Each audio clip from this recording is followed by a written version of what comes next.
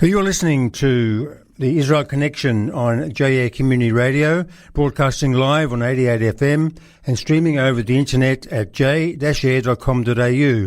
My name is David Schulberg, bringing you another episode of this weekly radio program that provides analysis and insight with important interviews and discussion about Israel.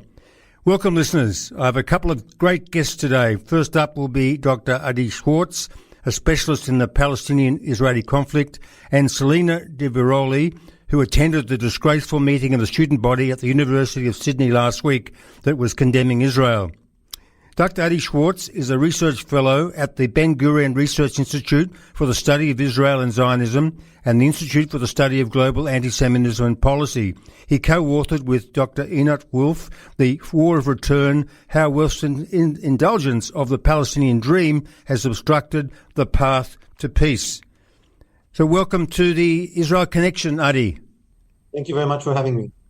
I'm very happy to have you indeed. And for my listeners who may be unaware of your book about the so-called War of Return, could you please summarise briefly what your book is about?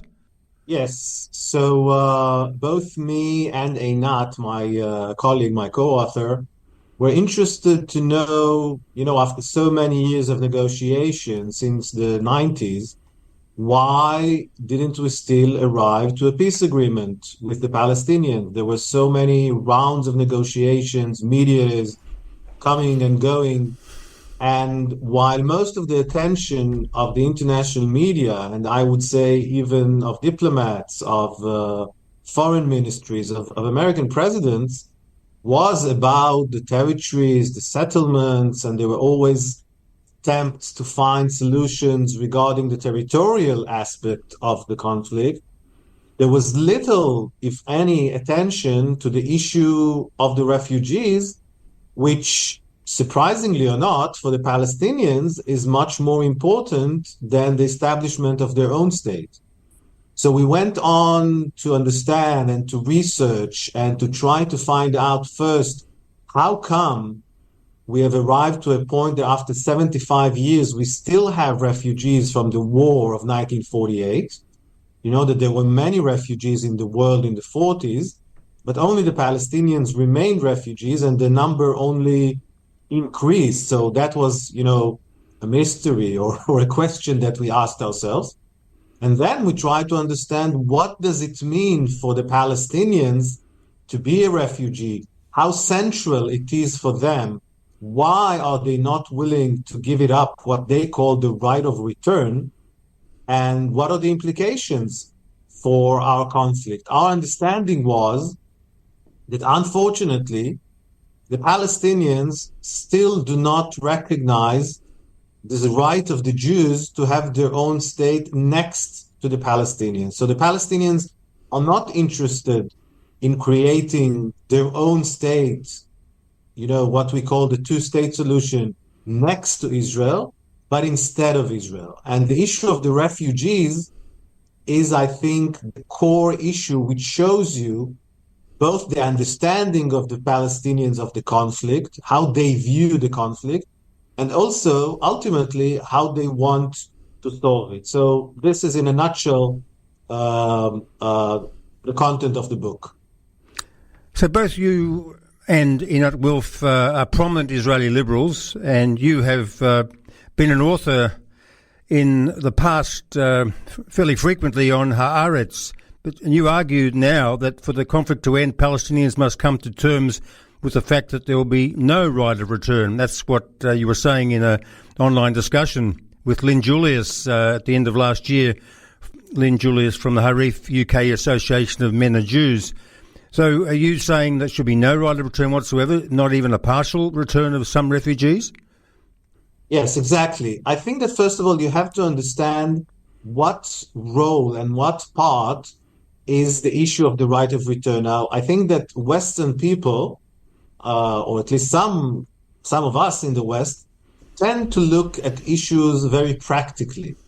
So, perhaps a partial right of return, perhaps a symbolic right of return. But first of all, we have to understand, what does it mean for the Palestinians? Now, the reason that the Palestinians are the only group of people who are still refugees from 1948, that's not a coincidence. Okay, so that's not something that just happened. That is part of their ideology, part of their understanding of the conflict. So before trying to solve or before trying to, suggest practical solutions, we first of all have to understand the nature of the problem. So let me just sketch out very briefly how they view it. The Palestinians think that the entire land is theirs. Therefore, any kind of a Jewish state is unacceptable because it is an unjust outcome. This is part of the world which is Arab and Muslim, and a Jewish sovereignty, a Jewish nationhood, a Jewish state is simply unacceptable. Now, if you think like that, then of course, any kind of partition, the partition plan of 1947, or any kind of two-state solution is unacceptable. Therefore, the establishment of the State of Israel in 1948 is still unacceptable. Now, the right of return, or what we call the refugee problem, goes hand in hand with the injustice of what happened in 1948. The main goal of the Palestinians is to erase the crime of the establishment of the State of Israel. The outcome of refugees in their eyes is not a natural, although tragic side effect, let's say, of war, right? In every war, unfortunately, as we see now in the Ukraine, as we see now in many other places, refugees, people becoming refugees is a sad part, a tragic part of wars. You have dead people, you have wounded people, and you have refugees. Not in the eyes of the Palestinians. This is not a natural, although tragic side effect of wars. This is a crime against justice. And the only way to remedy is to put an end to the State of Israel. So the right of return and the refugees and the undoing of the State of Israel goes hand in hand. You cannot solve the refugee problem in a way, like you suggested, of a partial or something like that. First of all, this is not what they want. Again and again and again, when previous American administrations and Israeli peacemakers tried to suggest exactly what you're saying, okay, let's find some kind of a symbolic gesture, whatever, again and again and again, the Palestinians rejected it. Because for them, the idea is not to let some 5,000 or 10,000 refugees back, but for them, this is a mechanism for the undoing of the State of Israel. Now, this is the reason why exactly Israel should be very clear that we are adamant that this is not something that is going to happen. We are looking forward. The State of Israel was established in 1948. It is a fait accompli. It is a done deal. You cannot change it. And now move on. You want to have your own state, your own nation. I'm talking about the Palestinians. That's one thing. But if you want to go back and flood Israel with refugees, if you still aim to undo the State of Israel, that's not acceptable. We're not going to accept even one refugee on those terms. So you're saying virtually that UN Resolution 194 is dead and buried? Well, first of all, it's quite funny, that Palestinians and many in the Arab world stick to Resolution 194 when it was, put forward in the United Nations, they all rejected it. So it's quite funny that 76 years after the event, all of a sudden, they're great admirers of a resolution that they rejected. But even more than that, you have to understand, Resolution 194 was an attempt by the United Nations to find a solution to the Israeli-Arab conflict. Now, it has 15 clauses. It says, for example, that all issues between Israel and the Arab states must be resolved in peaceful, measures. It says, for example, that any kind of economic boycott, etc., should be stopped. These were demands from the Arab world. Now, all of this has been put aside, right? Nobody cares about that. But the Palestinians are only looking at Chapter 11 or Clause 11, which deals with the refugees. But even that clause is not exactly what they're saying, right? For example, the clause says that people should be, or refugees should be, given the chance to go back if they are willing to live in peace. Yes. That is a crucial issue, for example. Now, as long as the Palestinians are still dreaming, and that is something that you can, read in every newspaper and in every statement of the highest Palestinian officials, that their program is, that their idea is that there would be no Jewish state. I would not call that willing to live in peace. And I would say something more. Until now, from the beginning or the middle of the 40s, when the United Nations was created, we have a few thousand of United Nations General Assembly resolutions. Now, they are non-binding resolutions, okay? Yes. And even in terms of international law, they are not binding in the sense that they do not create international law. That's something different from the Security Council. So I'm saying, first of all, it's a little bit funny that they're, for 76 years, after rejecting the initial resolution, are now so, eager to implement only one clause, right? Ignoring the entire 15 clauses and, assuming that this is some kind of a binding resolution. No, the state of Israel is a sovereign state. Israel's sovereignty is stronger than a United Nations General Assembly resolution. And it is for Israel to decide, who and when can enter its territory. So, it's part of the history, but it's not something that we should take as a binding or a necessary resolution. Yes, yes. In February, beneath the Gaza Strip headquarters of the controversial United Nations Agency for Palestinian Refugees, known commonly as UNRWA, the Hamas terror group hid one of its most significant assets, the Israeli military revealed.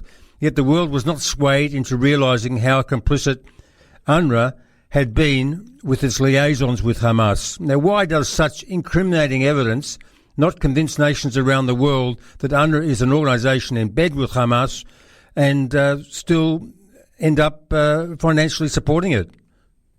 So I think you're touching upon a crucial point, and let me go back really to the first days right after 7th of October. So I think not only in Israel, but I think many, decent people all around the world were really shocked by what happened in Israel.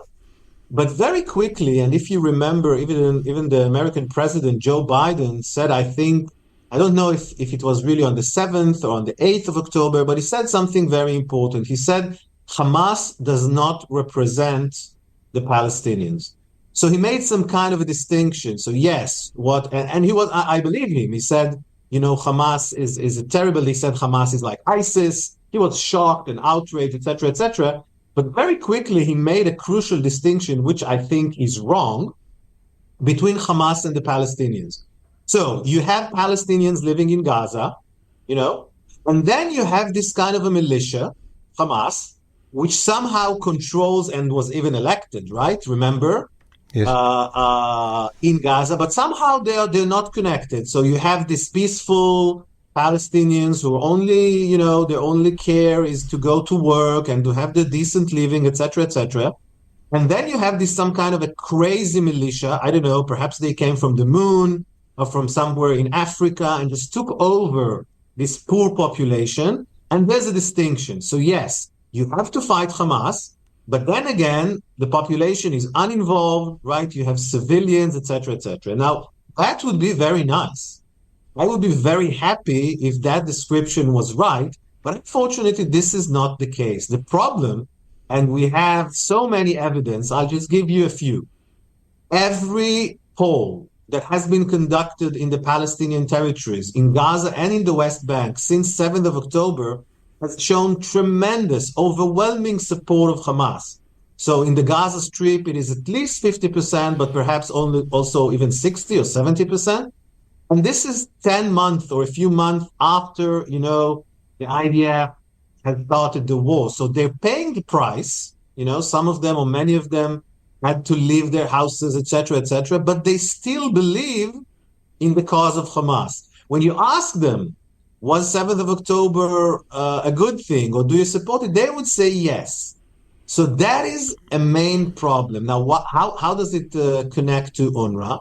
Because the distinction between Gaza, the population of Gaza, between the population of Gaza, Hamas, and UNRWA simply does not exist. There is no distinction. So the personnel, the people who work for UNRWA in Gaza are Palestinian.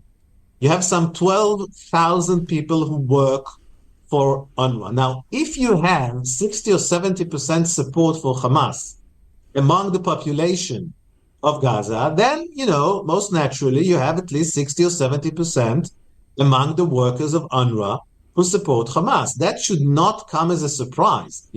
We have been saying this for years.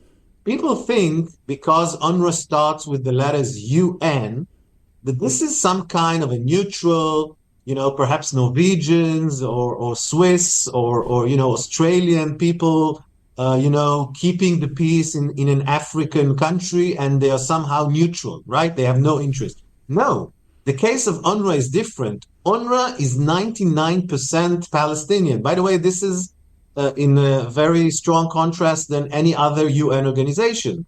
Most UN organizations, at least, I'm not saying that they always succeed, right? You have a lot of problems in the United Nations. But in many cases, they at least try to be neutral. UNRWA is a 100% Palestinian organization.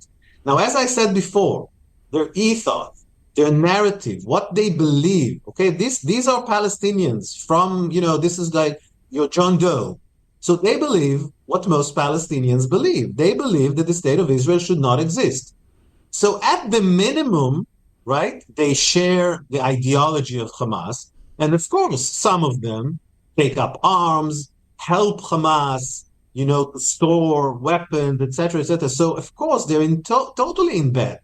That's, the issue is that just as Biden said that Hamas does not represent the wishes of the Palestinian people, some people assume that you can make this distinction. Okay, so we found a few bad apples in UNRWA, so they are not willing to understand that the problem is, organizational. The entire UNRWA is a problem. So they say, yes, we found a few bad apples. We will fire those 5 or 9 or 12 or 20 bad apples, but they're unwilling to address the bigger problem, which is the existence of UNRWA. The United Nations should not sustain 76 years after the creation of a problem. They should not sustain the perpetuity of a refugee problem. These peoples are not refugees. So you have to put an end to it by saying to people that they're refugees. You're actually, reinforcing and strengthening their narrative that one day they will go back to Israel and, turn this entire land into an Arab land. So the problem is much bigger, and I think the answer to your question is that people in the West are simply unwilling to address the problem. It is easier to assume that we have a problem of only bad apples instead of understanding that the problem is much bigger. Yes, just further to what you're saying, now we're 10 months after the massacre on October the 7th, and we've just heard about a United Nations investigation that has found that 9 employees from its main agency for Palestinian humanitarian aid, UNRWA, may have, not that they have, but may have been involved in the October 7th attack, and that they no longer work at the agency. So they only seem to be concerned about those who were explicitly involved in the attack on October the 7th, but those who are still in Gaza, just supposedly minding their own business, are not meant to be guilty of anything. And would you, further to that, would you call these people who support Hamas innocent civilians, which is the way that they're described by many of the voices that we're hearing complaining about what Israel's doing? Certainly not. I think that the distinction that people are usually doing between combatants or between soldiers and innocent civilians is simply irrelevant to the case of the Gaza Strip. So people perhaps imagine You know what? The case of ISIS was perhaps easier because ISIS was more of a militia who actually took over a population. This is not the case of Hamas. People can be teachers in the morning and Hamas militiamen in the evening. We see, for example, that Hamas combatants or terrorists or whatever you want to call them walking without uniforms. So how can you exactly distinguish? Are they civilians? Of course not, right? And then again, you see that people put arms in schools and in clinics, etc. So even though you have a so-called civilian establishment, it is being used for military purposes. So the differentiation is very, very hard. Now, I'm not saying that every baby, is necessarily a Hamas fighter. Of course not. But what I'm saying is that the numbers that are being thrown, 30,000, 40,000, nobody really knows how many of them are actually combatants. And by the way, when you look at the ratio, that is the usual number or the usual factor that you're trying to establish the number of combatants vis-a-vis the number of civilians, or at least assumed civilians. The IDF says that it's roughly 1-to-1. So on every combatant, you have one civilian casualty. Now, of course, we're not celebrating any casualty who is a civilian, but this is a very low ratio if you compare it to Western countries. I'm not talking about Russia or China or whatever, okay? I'm talking about how the United States Army is being conducting its fights. The UK, France, we had examples in Afghanistan, in Iraq, etc., etc. So again, a war is a messy thing. We have been attacked by a brutal and, barbaric army from Gaza. And I think if you take into account all these factors, then the Israeli army is doing outstandingly well in terms of how it conducts its operations. Why again, I think that if you go back, if you want to understand the issue of civilian casualties, is again the reluctance, perhaps it's even a bigger issue. I think that many in the West want to assume that all people are the same. And that the American dream, I know I'm talking to you in Australia, but I think that this is something which is very Western. So everybody just wants to have their own quiet life. They want to send their son or daughter to college. They want to have a nice, house in the suburbs with their barbecue on 4th of July. This is the American dream. This is what all people want to do. And they find it very difficult to accept that some people have their ideology which is stronger, which, for example, says that Jews should not have a state. People in Gaza, when you ask them their priorities, do you really want to have your quiet life and send your son to college, etc., etc.? But at the right time, they kicked everything out, right? We know that Israel tried to improve living conditions in Gaza. They let in many tens of thousands of workers into Israel. Israel let in money from Qatar to Gaza to improve the infrastructure. No. At the right time, they kicked everything away and went on to murder and rape Israelis. Is that a coincidence? No. Are they lunatic? No. They have simply different set of priorities.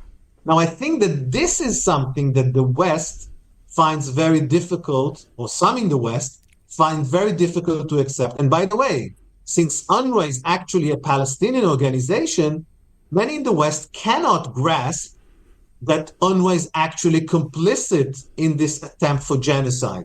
Since they think that the Palestinians only want infrastructure, they only want humanitarian needs, etc., etc., they assume that UNRWA is doing exactly that, giving money to the poor. You have to help the Palestinians. So there's a lot of misconception. And even when you're asking, how come so many facts, right? So many evidence. By the way, every other day, you find another cache of ammunition under another, establishment of UNRWA. So by now, I think it's ridiculous to say that UNRWA is not complicit. But still, you see that it doesn't make the effect. I think because many in the West are simply unwilling to accept that they still think that this is a bug.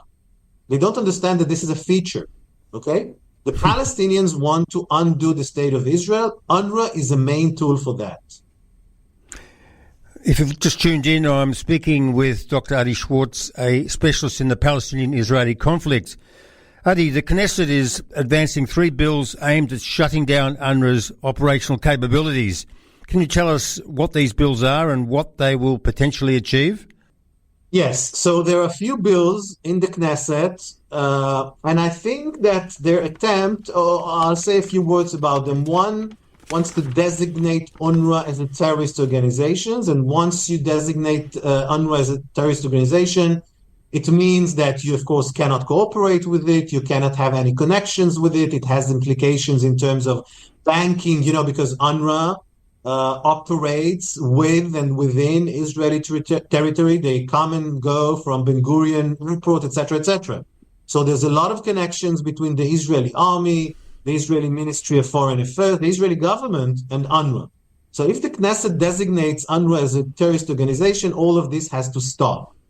Another bill attempts to cut all the tax exemptions. As a United Nations organization or a United Nations body, UNRWA is exempt from all kinds of taxes, etc. And again, the bill attempts to stop all these exemptions.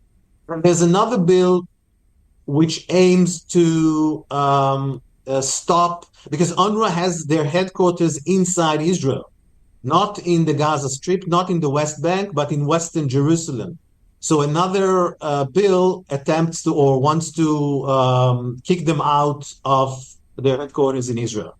So the overall implication or importance of these bills is the clear Israeli message that UNRWA is unwelcome.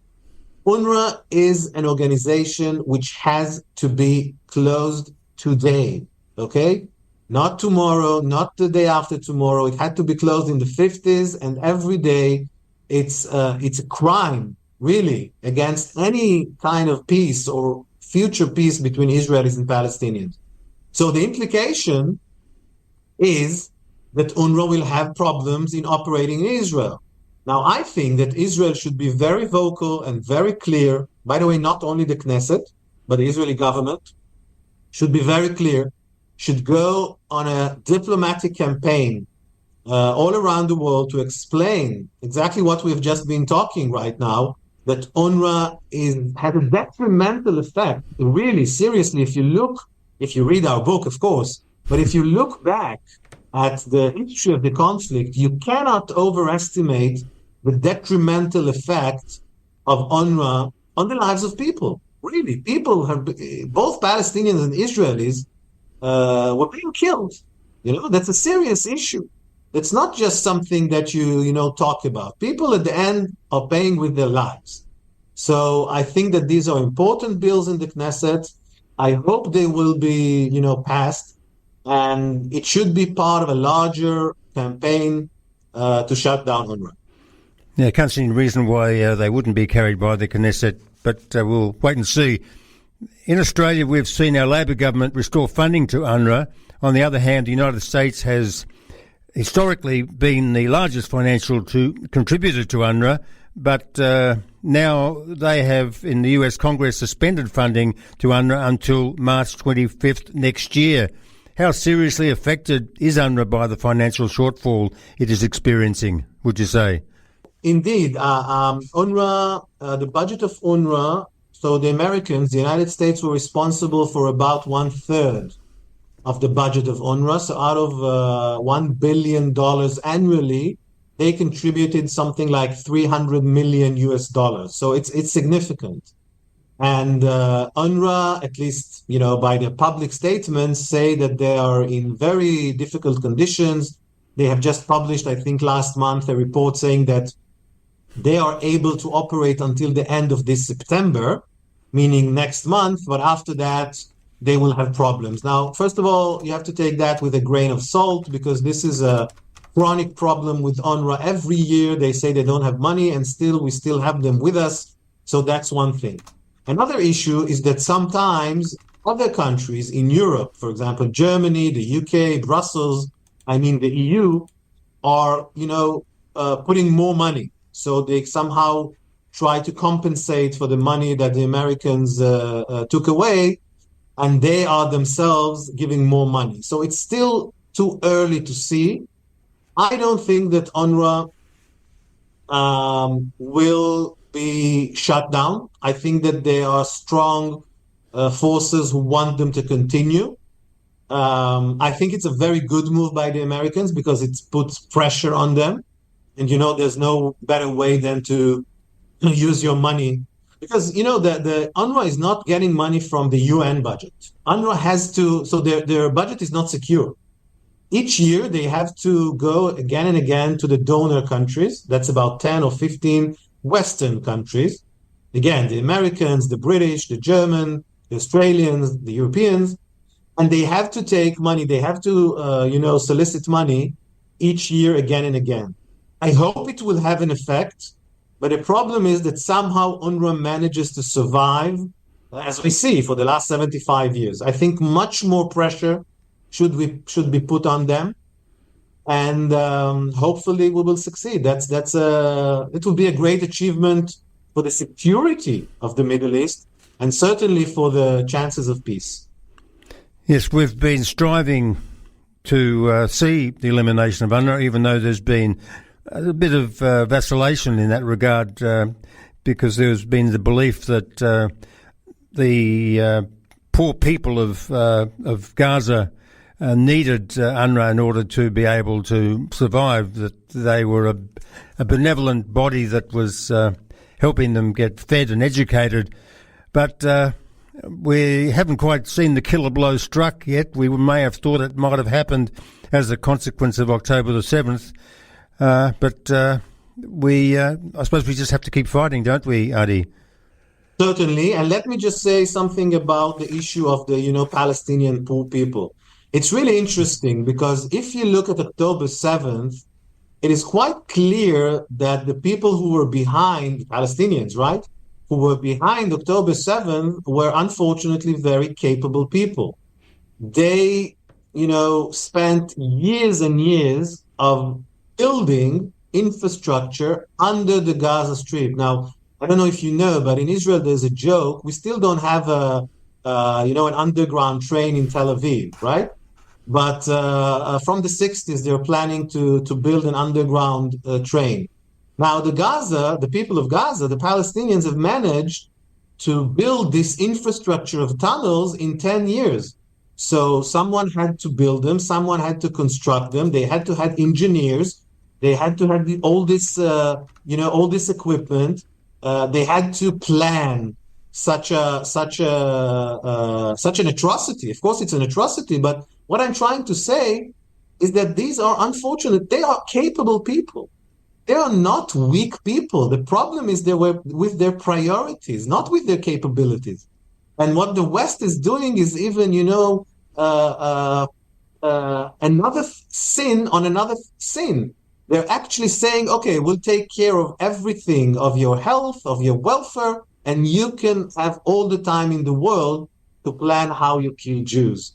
So they're not poor, and it's high time to start dealing with them as human beings with their own priorities.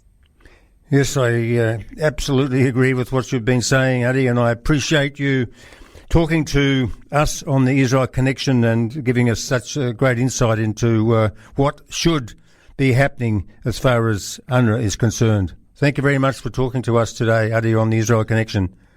Thank you very much for having me, and keep up the good job. Good on you. Bye-bye. So I've just been speaking with Dr. Adi Schwartz, who is a specialist in the Palestinian-Israeli conflict and co-author with Dr. Einat Wilf of The War of Return, How Western Indulgence of the Palestinian Dream Has Obstructed the Path to Peace. And I would like to thank Ayelet Davidi from the Misgov Institute for National Security and Zionist Strategy for arranging my interview with Dr. Adi Schwartz. The Misgov Institute for National Security and Zionist Strategy is an independent and non-partisan think tank that advances pragmatic and realistic approaches in Israeli foreign and defence policy grounded in the values of Zionism. It seeks to strengthen Israel as a Jewish, democratic, strong, secure and striving state.